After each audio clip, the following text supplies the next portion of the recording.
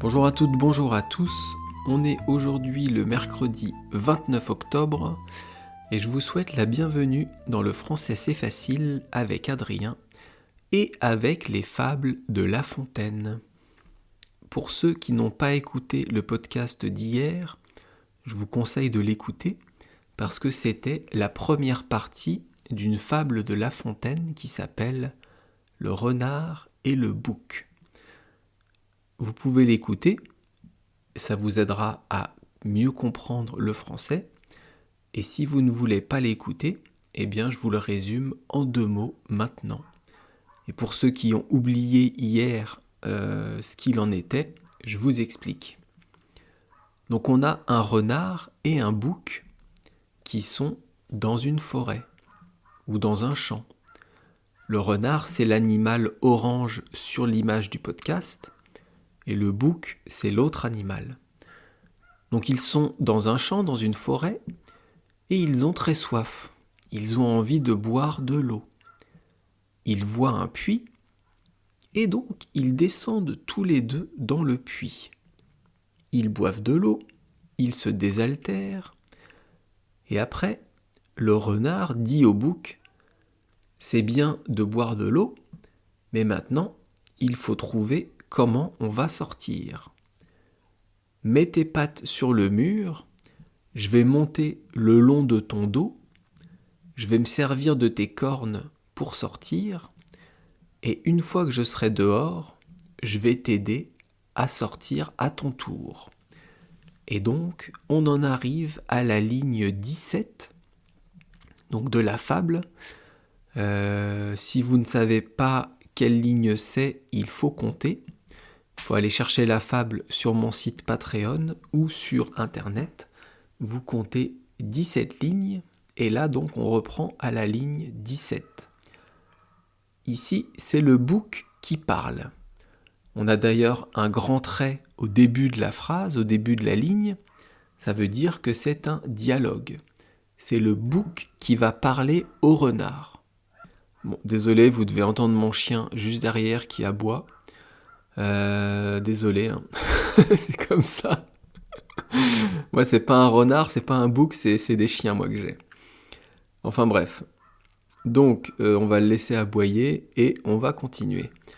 Donc, ligne 17, le bouc dit « Par ma barbe, dit l'autre, il est bon, et je loue, ligne 18, les gens bien sensés comme toi. » Alors, on reprend, je vous explique. Donc le bouc, c'est un animal qui a beaucoup de poils sur le menton. Il a comme une barbe. Il dit « par ma barbe ». Ça veut dire, c'est une expression qui veut dire « eh ben dis donc » ou alors « oulala ». Ça veut pas dire grand-chose, c'est juste une expression française. Donc après, le bouc dit « il est bon et je loue les gens bien sensés comme toi ». Je loue, ici ça veut dire je dis bravo, j'honore. Ce n'est pas comme louer une voiture ou louer une maison. Louer, ça veut dire aussi faire, faire la promotion de quelque chose, ou alors mettre en avant les qualités de quelqu'un. Et ici il dit je loue les gens bien sensés comme toi. Sensé, ça veut dire intelligent. Donc le bouc dit au renard « Bravo d'avoir pensé à ça. Bravo, et je dis merci aux personnes intelligentes, aux animaux intelligents comme toi. » Et d'ailleurs, le bouc continue de parler à la ligne 19, et il dit « Je n'aurai jamais, quant à moi, ligne 20, trouvé ce secret, je l'avoue. » Le bouc dit « Moi, je n'aurais jamais trouvé ce secret, trouvé cette astuce, trouvé cette façon de pouvoir sortir du puits. » Et il est humble, il est modeste, il est honnête, il dit « Je l'avoue. » Il dit au renard « j'avoue que je n'aurais pas trouvé cette méthode. Je n'aurais pas tout seul trouvé cette astuce. Ligne 21, ici, c'est le narrateur, c'est l'auteur qui reprend l'explication de la fable. Ce n'est plus le bouc qui parle. Le renard sort du puits, laisse son compagnon. Donc le renard arrive à sortir avec l'aide du bouc. Et il laisse son ami. Compagnon, c'est ami. Il va laisser le bouc dans le puits. Ligne 22. Et vous lui fait un beau sermon. Alors ici, la formule, elle n'est pas très bonne en français actuel. On pourrait enlever le « vous » et dire tout simplement « et lui fait un beau sermon ». Un sermon, c'est la morale, c'est un discours. Donc le renard, sort du puits et fait la morale au bouc. Il va lui apprendre une leçon, exactement comme dans Le corbeau et le renard. Ça, c'est une fable que je vous ai expliquée il y a un moment, au tout début de mon podcast. Je crois que c'est la première ou la deuxième fable que j'ai faite. C'est la fable la plus connue avec la cigale et la fourmi. Dans cette fable, le renard apprend une leçon au corbeau. Et ici, le renard apprend une leçon au bouc. Ligne 23. Pour l'exhorter à la patience. Alors, l'exhorter, ça veut dire quoi ? Ça veut dire... comment vous expliquer ça ? Exhorter, ça veut dire faire faire quelque chose à quelqu'un en lui parlant. Ici, on nous dit l'exhorter à patience. Donc, en fait, le renard dit au bouc qu'il va attendre longtemps. Il lui fait la leçon parce que il l'a aidé à sortir, le bouc a aidé le renard à sortir, mais il n'a pas pensé à comment lui, il allait sortir. C'est d'ailleurs ce que nous dit le renard à la ligne 24. Ici, c'est le renard qui parle. Si le ciel tue, dit-il, donné par excellence, et ligne 25, autant de jugement que de barbe au menton. Alors, ici, si le ciel, c'est en fait la nature. Donc on pourrait dire, si la nature t'avait donné. Dans la phrase, on a l'utilisation du verbe tu donner. C'est du passé antérieur, c'est un peu compliqué comme temps. On va dire pour simplifier, si le ciel t'avait donné. Et ensuite, dans la ligne 24, on a par excellence. Alors ça, c'est un ancien mot, en tout cas c'est un mot qui ne veut pas dire la même chose qu'aujourd'hui.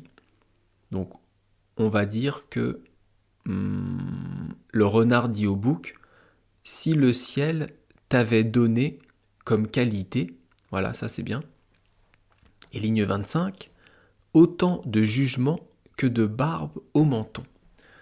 Donc le renard dit, si la nature t'avait donné autant d'intelligence que de barbe au menton.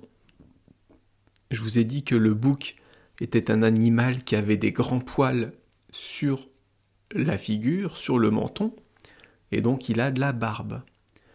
Et ici, dans la ligne, le jugement, c'est de l'intelligence. Donc le renard dit, si la nature t'avait donné de l'intelligence, autant d'intelligence que tu as de barbe, ligne 26, tu n'aurais pas à la légère, et ligne 27, descendu dans ce puits. Alors là, c'est encore un peu du vieux français. En français actuel, on dirait « tu ne serais pas descendu dans ce puits ». Alors, c'est compliqué à expliquer là. J'essaie de vous expliquer l'utilisation des temps. Alors, c'est une action qui se passe dans le passé. Et le renard dit, si la nature t'avait donné de l'intelligence, alors tu ne serais pas descendu. Serait descendu, c'est quoi comme temps? C'est le conditionnel passé. Pourquoi le conditionnel? Parce qu'ici, il y a le mot si. Donc il y a une condition, mais l'action est dans le passé. Enfin bref, on va pas faire ça aujourd'hui. Donc le renard dit, si la nature t'avait donné de l'intelligence, eh bien, tu ne serais pas descendu. Tu serais resté en haut. Et il dit d'ailleurs, or, adieu, j'en suis hors. J'en suis dehors, je suis sorti. Ligne 28. Tâche de t'en tirer et fais tous tes efforts. Donc le renard continue à parler au bouc en lui disant « Essaye de t'en sortir ». Tâche de t'en tirer, ça veut dire « Essaye de sortir du puits et fais tous les efforts possibles ». Ligne 29. Car moi, j'ai certaines affaires. Ça veut dire « Moi, j'ai des choses à faire. Je ne peux pas rester ici ». C'est ce qui dit à la ligne 30, qui ne me permet pas d'arrêter en chemin. Donc je vous relis la phrase. Car pour moi, j'ai certaines affaires qui ne me permet pas d'arrêter en chemin, qui ne me permet pas de m'arrêter en chemin. Ça c'est mieux en français actuel. En gros, cette petite bip de renard, il lui dit « Moi, j'ai des choses à faire et je peux pas rester pour t'aider. » Il dit au bouc « Dommage pour toi, tu m'as aidé à sortir, mais maintenant, démerde-toi. En gros, va te faire parce que moi, je m'en vais. » Et ligne 31, dernière ligne, c'est la morale de l'histoire. C'est la morale de la fable. En toute chose, il faut considérer la fin. Ça veut dire, il faut penser aux conséquences de ce qu'on fait. Quand on fait un acte, quand on fait quelque chose, il faut penser à après. Il faut se projeter. Il faut penser aux conséquences de cela. Ici, le bouc qui avait soif descend dans le puits, mais ne pense pas au fait de remonter. Donc avant de descendre dans le puits, il aurait pu réfléchir à comment sortir du puits. En toute chose, il faut considérer la fin. Bien, avec ça, on a fini d'étudier la fable. Je pense que maintenant vous avez mieux compris l'histoire du bouc et de cette petite salle de renard, voilà. Franchement, c'est un bâtard le renard. Hein. Alors, je vais vous relire la fable en entier, à une vitesse standard, une vitesse normale, comme si je la lisais à des Français. Et ensuite, je vous lirai une version toute simple, une version simplifiée, que j'ai créée pour vous, afin que vous puissiez bien comprendre la fable. Allez, on y va. Le renard et le bouc de Jean de La Fontaine. Capitaine Renard allait de compagnie avec son ami bouc des plus hauts encornés. Celui-ci ne voyait pas plus loin que son nez. L'autre était passé maître en fait de tromperie. La soif les obligea de descendre en un puits. Là, chacun d'eux se désaltère. Après qu'abondamment tous deux en eurent pris, le renard dit au bouc : « Que ferons-nous, compère ? Ce n'est pas tout de boire, il faut sortir d'ici. Lève tes pieds en haut et tes cornes aussi. Mets-les contre le mur. Le long de ton échine, je grimperai premièrement. Puis, sur tes cornes m'élevant, à l'aide de cette machine, de ce lieu-ci, je sortirai. Après quoi, je t'en tirerai. Par ma barbe, dit l'autre. Il est bon, et je loue les gens bien sensés comme toi. Je n'aurais jamais, quant à moi, trouvé ce secret, je l'avoue. Le renard sort du puits, laisse son compagnon, et vous lui faites un beau sermon, pour l'exhorter à la patience. Si le ciel tue, dit-il, donné par excellence autant de jugement que de barbe au menton, tu n'aurais pas, à la légère, descendu dans ce puits. Or, adieu, j'en suis hors. Tâche de t'en tirer, et fais tous tes efforts, car pour moi, j'ai affaire certaine, qui ne me permet pas d'arrêter en chemin. En toute chose, il faut considérer la fin. Et maintenant, je vais vous lire la version beaucoup plus simple que j'ai créée pour vous. Alors, on y va. Le renard et le bouc, transformés par Adrien. Chef renard était avec son ami le bouc aux grandes cornes. Ce bouc ne réfléchissait pas beaucoup. Le renard, lui, était très malin. La soif les obligea à descendre dans un puits. Les deux animaux purent boire de l'eau, et après que chacun ait bien bu, le renard dit au bouc : « Qu'allons-nous faire, mon ami ? C'est bien d'avoir bu, mais maintenant, il faut sortir de ce puits. Mets tes pattes sur le mur, sur ton dos, je grimperai en premier en m'aidant de tes cornes. Et donc, je pourrai sortir de ce puits. Et après, je t'aiderai à sortir. » Eh bien, je dis bravo aux personnes intelligentes comme toi. Je l'avoue, je n'aurais pas trouvé cette astuce. Le renard sort du puits et laisse son ami et lui fait la morale, car le bouc va attendre longtemps.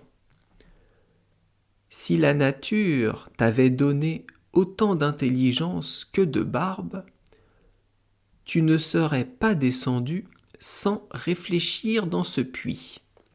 Moi, j'en suis sorti. Essaye donc de t'en sortir, car moi, j'ai des choses à faire, et donc, je ne peux pas rester pour t'aider. Il faut penser aux conséquences de ces actes. Et voilà, j'espère que vous avez apprécié, j'espère que ça vous a plu. Laissez-moi un petit message, un petit commentaire comme d'habitude si ça vous fait envie, et moi j'en serai très content. On se retrouve demain pour une nouvelle expression française. On sera donc jeudi, et demain on fait l'expression française « En avril, ne te découvre pas d'un fil ». Je sais, on n'est absolument pas au mois d'avril, mais c'est pas grave, c'est comme ça, c'est moi qui décide. Merci beaucoup de m'avoir écouté, à bientôt, bye bye, hasta luego, matane.